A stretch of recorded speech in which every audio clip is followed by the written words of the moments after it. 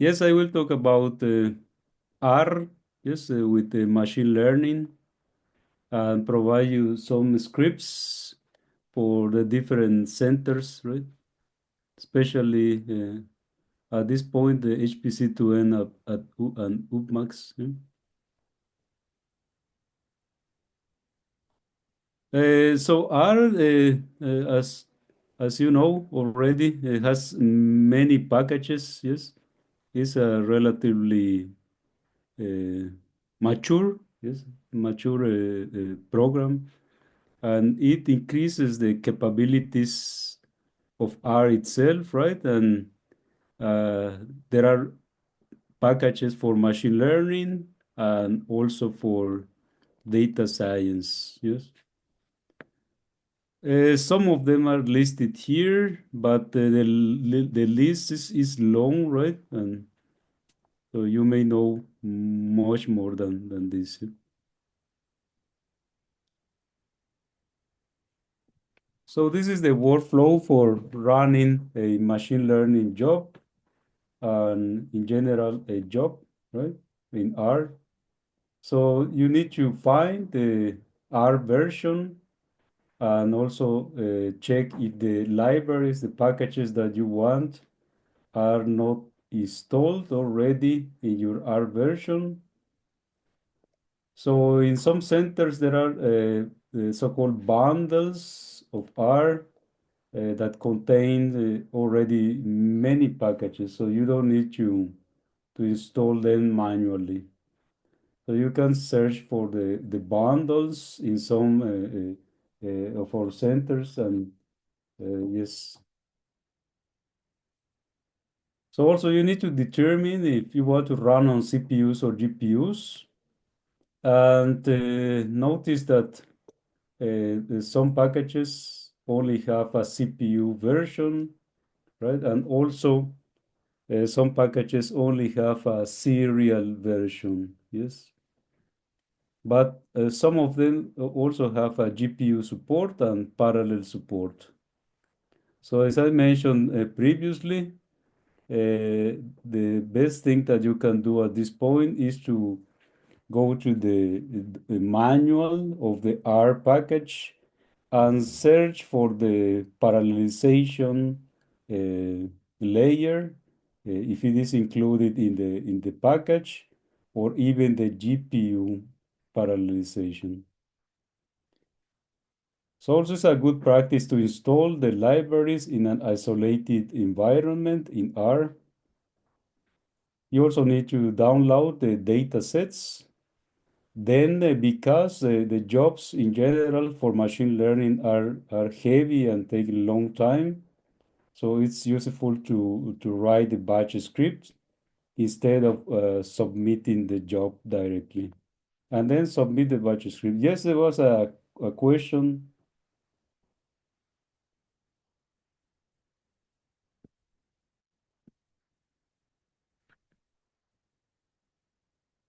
No, sorry. Okay, okay, yeah. So here there is a type alone example. So you can get it from this website, right? And it is related to the iris database that is a standard one in R. Yeah. So here we can use the caret package, yes, to perform the parallelization. So caret provides a layer, right, to do the parallelization of your R code, especially for machine learning. And here you can see the R script, which do some calculations using different machine learning methods. That's a nice feature in Caret that you can choose many methods, right? And work within the same framework. As for instance, here we are doing the training with this method, right? You can also use the KNN or random forest or SVN, and all of them are already included in Caret. So you don't need to install manually a package after package. They are already included in Caret. So then what we can do here is that we can copy the script, yes, or maybe you have fetched it already. Then we can go to our session in Thin Link, where RStudio is available. And we open the RStudio as we have done in the previous lecture. And here we paste the script, right? So it's already there. And we can start running the script. Notice here that I will run this script in RStudio directly with this R button because it's lightweight. This is what I would define as lightweight because it doesn't take longer than 1 second, right? But otherwise, for realistic simulations, you shouldn't do this, right? Execute this command here because you will be running on the login node. So now this is lightweight, and I proceed to load the data sets and do the simulations, right? So now we are training, getting the training parameters, and then we start the real training here for the different methods, right? So you can see that this lightweight, it doesn't take more than 1 second, and that's why I am executing that here. So finally we get the results, right? Okay, so this was lightweight. So in this case, we can use this RStudio, and even if you have some plots, then you can execute that and you will get the plots directly here on this space. But for more realistic models, you shouldn't do this because you will be running on the login node. So instead, you can create a batch script that was mentioned previously by Birgitte. And here there are some examples for UPPMAX, HPC2L, LUNARC, NSC, and PDC. So the model is the same, Iris machine learning. And here you can see how to request the number of tasks that you want. In this case, we are requesting 1, yes. So but we can also request more if the program or the script supports the parallelization.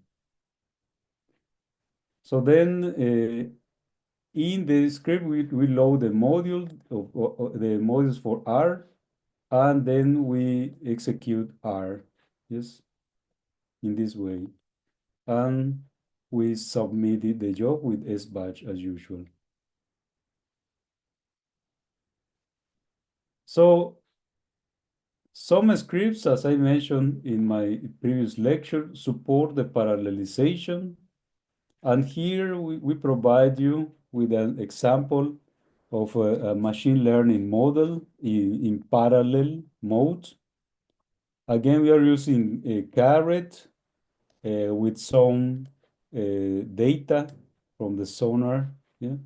And the full example was taken from this website, right? And you can take a look at it. So here we start with the data collection, getting the data in place. And then here we specify the parameters for the model. And here we do the training with a method supported in Caret, which is the random forest. Yeah. Notice here that we are doing the simulation in serial mode. Yeah. And the nice feature of Caret is that we can run the same simulation, but in parallel mode by creating the so-called cluster. So in order to use the parallel mode, so we load the libraries parallel to parallel, and then we start creating the cluster. Notice here that I am specifying one worker only, yeah, but you can change it to more workers, and then we need to register the cluster. After that, what we put here inside will be executed in parallel mode if that supports, yes, the cluster that we created. And in particular, Caret is aware of the cluster. Yeah? So that's why we will be using some workers, and then this part will be executed in parallel mode. So here we start with the simulation, and we start with the training, and this will be run in parallel mode. So once we finish with the cluster, we do a stop cluster, right? And just report the timings here. So one thing that you can try here is to change the number of workers. Notice here that the number of workers should be one less than the number of tasks that you specify here. Yeah? For instance, if you specify 4 tasks, then you can set here the cluster to 3 workers, right? So this is useful if the job is computationally heavy because one one uh, one core is reserved for the master thread, yeah? And the others are used for the computation. So if it is computationally heavy, then it's useful to set it to one less than the number of tasks that you put here. If you put here 4, then here you can set the cluster to 3. Yes, here.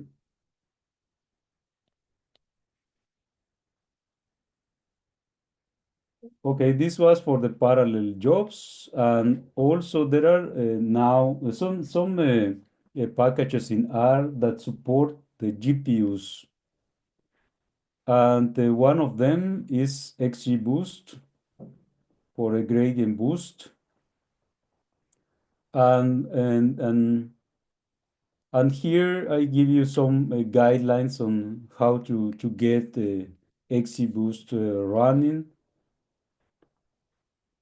This is the version of R that I will use, the 4.4.1. And we also need some CUDA module for the GPU support. So then here you can create a folder for the R version if you haven't done it. Yes. So this is one thing that needs to be done in some of our centers. We need to create a folder for each R version. Otherwise, if you then later on move to a different R version, then you will see the conflicts with the packages that you installed for the previous R version. So this is to keep the install packages in a consistent manner. Yeah? So then with this command, we get the version of XGBoost that has GPU support. And this is not the latest version of XGBoost with GPU support, but for me, it worked, right? So if you want to get a newer version, there are newer versions available. And once we have this folder here, so we do the installation with the RCMD installed, and here is the compressed file, right? So then it will install the XGBoost package. Also, we need to download the data sets, and in order to benefit from the GPU acceleration, we need a heavy model, right? So for instance, imagine that you want to run this on GPUs, you won't see any speed up. On contrary to that, so you will see that your script runs slower, right? This is slower.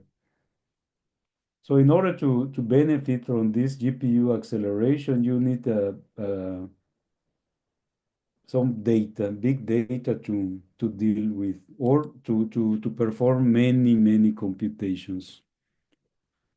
So that's why I downloaded this HEAG data set because it's large enough, right? And actually takes several minutes to download and uncompress. You can get it from this website here and compress it in this manner. And then you can use the following script in R, yes, to run the model. So this, in particular, this data set is used for predicting if a particle is a Higgs boson or not. Yeah? So most likely you won't have the data table and TikTok, and you can install them, yes, in your environment or in your session for the corresponding R version. Then you load the data, right? And you get the data in place in the variables X and Y. And then you proceed with the training, yeah? And here we are doing the training in two manners. Here is the training on the GPUs, on the CPUs, right? And just by changing one flag in XGB train, so then we can support the training on the GPUs. And here in particular, this is the flag that we can set. So I mentioned something about this in the parallel section, where in the manual you can read how to set the parallel mode and also the GPU support, right? And in particular for XGBoost, this is the option that we need to set. So otherwise, they are the same, and we are timing the code with the TikTok package. And finally, we report the model that we obtain. So these are two scripts that you can use for UPPMAX and HPC2N. And here you see the difference with respect to the CPU case. In the case of the GPUs, we need to specify the number of GPU cards. In this case is 1. And also we need to specify a constraint for the type of GPUs that we want. So at HPC2N, we have several types of GPUs, and this L40 is one of them. So you can specify others if you want. Yeah? Here we do a purging. This is recommended on HPC2N, but not on other clusters, as far as I know. Yeah. So we recommend this purging first. Then we load the corresponding R module and the CUDA version that we want, and we run the script with this line. So here you can see the timings that I got for this model. So for the training on the CPU, yes, it took 10,000 seconds, yes. But on the GPUs, it took 200 seconds, yeah. So you can see considerably is speed up here, right? So, and again, you see the benefits of the GPUs because this is a relatively large model, yeah. But for Medium-sized models, I would say some parallelization level, such as the one provided by Carrot would be enough. So here there are two exercises that you can try. Yes. And yes, is there any questions at this point? Something that it was not clear?